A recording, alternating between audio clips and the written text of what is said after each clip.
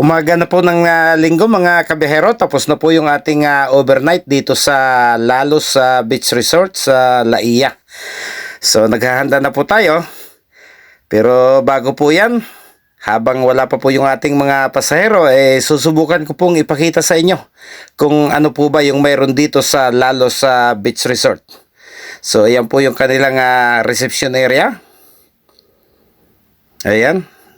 May mga dekorasyon na po ng Pampasko mga kabiyahero.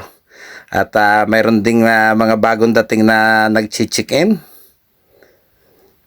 Ayan. Nasasalubong naman na po natin yung mga mag-check out.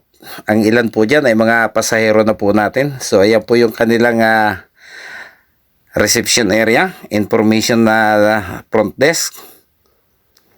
Ayan. So medyo kakaiba po itong resort na ito. Mataas po ito. Nandito po siya sa ibabaw ng bundok. At yan po yung kanilang mga ini-offer para sa mga activities na gusto nyong subukan. So ayan, may hagdanan po rito.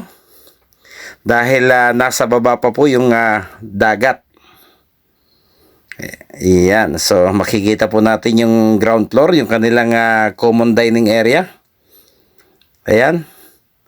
Nasa pinakababang bahagi nitong building. Pero wala akong problema. Kung medyo tinatamad po tayong gumamit ng hagdan, ito po yung daan. May elevator po dito para hindi na po kayo mapagod na bumaba. Ayan. Sa kabila po ng building na yan, mayroon po diyang elevator. Pero sa ngayon, gagamit po tayo ng hagdan. Hagdan ng inukit mula doon sa dalisdis po ng bundok. Ayan, ayan po yung isa sa kanilang mga activity area. Kung malaki po yung inyong grupo. So, bababa pa po tayo. Natatanaw na po natin yung buhanginan. Ayan, yung pinakang ground floor po ng dining area nila. Ayan. So, malinaw po yung dagat. Kaya lang, napakainit po ng panahon. Ang maganda po rito, bukod sa malinis po siya, ay napakarami pong puno. Kung kayo nagsasawa ng nabibila doon sa araw sa dagat, pwede po kayong sumilong dito sa gawing gilid. Dahil napakarami nga po ng mayayabong na punong kahoy dito sa kanilang area na ito. So ayan po yung kanilang mga cottages. Ayan, madalang pa po yung naliligo. Hindi katulad kahapon nang dumating po tayo dahil papalubog na po yung araw, napakarami po ng tao nung dapit hapon. Ayan, napakakalmado po ng dagat. Ang isa pa po sa maganda rito, hindi po gaanong kaputian man yung buhangin, mini-maintain po nila. Napakalinis po at hindi kayo makakatapak ng mga matatalas na bato, mga kabiyahero. So, ayan pa po yung kanyang mga ibang cottages para kayong Reyna Elena. May mga kortina pa. Ayan, isa pong open ground area para sa maliit na grupo kung mayroon kayong outdoor party. Ayan. Ayan, pupuntahan po natin yung isang kamalig doon sa gawing dulo.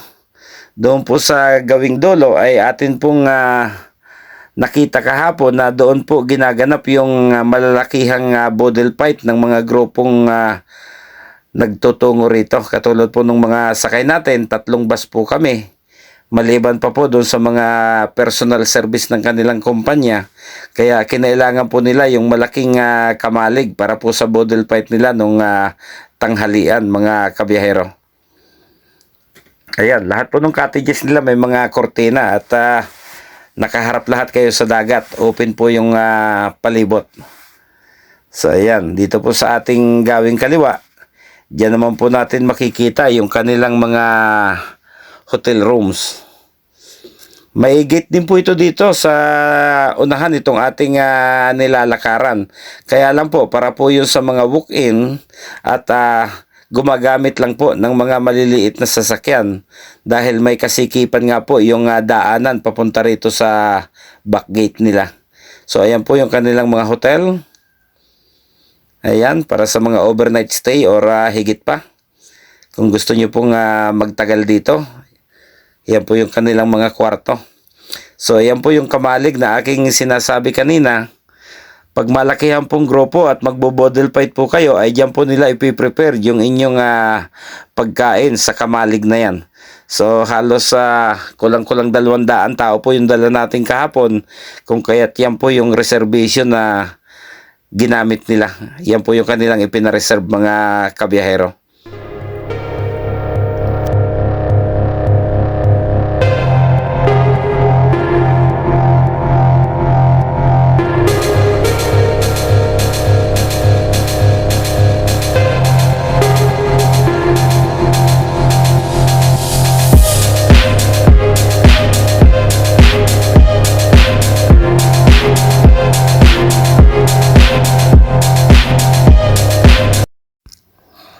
So yan po yung halos sa kabuhang bahagi po nung lalo sa beach resort mga kabiyahero. So kung inyo pong naibigan at gusto nyo pong puntahan, yan po yung matatagpuan dito sa Barangay Laia sa bayan po ng San Juan na Batangas mga kabiyahero. Ayan, so tayo po babalik na at baka naghihintay na po yung ating mga pasahero.